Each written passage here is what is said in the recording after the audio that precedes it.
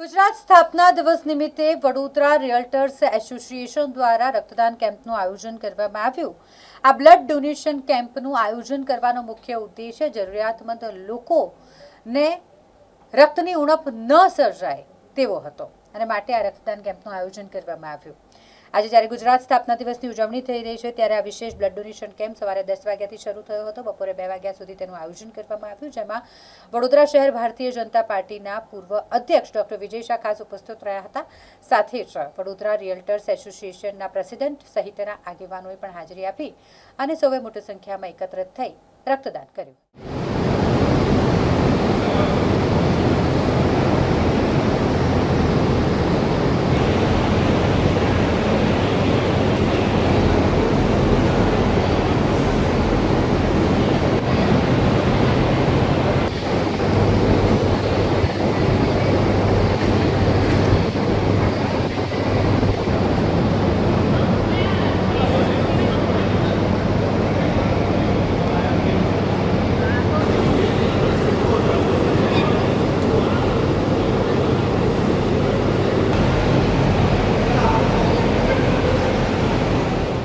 Vadodara realtor association જે વડોદરામાં 2009થી કાર્યરત છે અને પ્રોફેશનલ રિયલ્ટરનું એસોસિએશન છે, જે દર વર્ષે છેલ્લા ઘણા વર્ષથી બ્લડ ડોનેશનનું આયોજન કરવામાં આવે છે।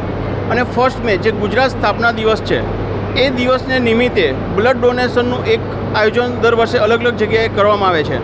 તો આજે આપણે સારાભાઈ કેમ્પસમાં એનું આયોજન કરવામાં આવ્યું છે, જેમાં નેપચ્યુન ગ્રુપે આપણે એક જગ્યા સરસ આપી છે અને આજુબાજુમાં જે કોર્પોરેટની નો પણ ઘણો બધો સાથ સહકાર રહ્યો છે।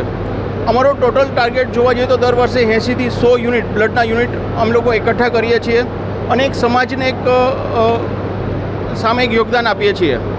આજે પણ અમારું અત્યારે જોઈએ તો 2 કલાકમાં એપ્રોક્સિમેટ 35થી 40 યુનિટ તો કલેક્ટ થઈ ગયા છે ને હજુ અમે આજનો દિવસ અહીંયા છીએ એટલે અમારું ટાર્ગેટ છે એ હજુ આરામથી થઈ જશે અને સમાજને એક સારું યોગદાન આપશું। મારું નામ Amit Makani, president Vadodara realtor association. Vadodara realtors association એના માધ્યમથી છેલ્લા કેટલાય વર્ષોથી 1 મે ગુજરાત રાજ્યના સ્થાપના દિવસ નિમિત્તે રક્તદાન શિબિરનું આયોજન કરવામાં આવે છે। આમ તો વ્યવસાયની દૃષ્ટિએ સમગ્ર દેશમાં એમને એસોસિએશનના માધ્યમથી જમીનોના લેવેચનું કામ, મકાનોના લેવેચનું કામ, મકાનો ભાડે આપવાનું કામ, આ પ્રકારની કામગીરીમાં જોડાયેલા છે।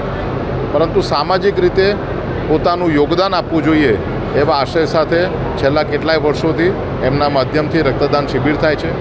દરેક શિબિરમાં 50, 60, 75, 100 જેટલા લોકો રક્તદાન કરતા હોય છે અને વડોદરા મધ્ય ગુજરાતનું આરોગ્યના ક્ષેત્રમાં કેન્દ્રબિંદુ છે, ત્યારે વડોદરાની આજુબાજુમાંથી આવતા દર્દીઓને લોહીની તકલીફ ના પડે, ખાસ કરીને સમર ટાઈમ એટલે કે ઉનાળાના સમયે દર્દીઓને મુશ્કેલી ના પડે એની ચિંતા કરીને એમના માધ્યમથી આયોજન થાય છે। તો આ સમગ્ર ટીમને ખૂબ ખૂબ અભિનંદન આપું છું।